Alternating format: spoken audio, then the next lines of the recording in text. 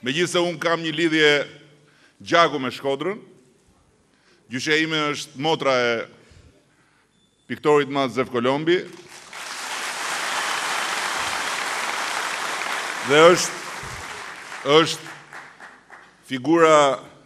qëndrore e fëmijërisë time dhe gjithë edukimit tim në fëmijëri,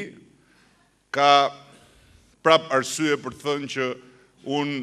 nuk mund të kandidoj në Shkodër, aq më tepër pastaj që këtu kemi boll katolik, po Shkodra është dhe musliman, vabe. Dhe skuadra e unë e Shkodrës do të jetë skuadra e të dyja komuniteteve që do të përfaqësojnë më së miri gjithë Shkodrën, ndërkohë që unë si kryeministër dhe si kryetari i Partisë Socialiste që do dalë fituese nga zgjedhjet, ju premtoj një gjë,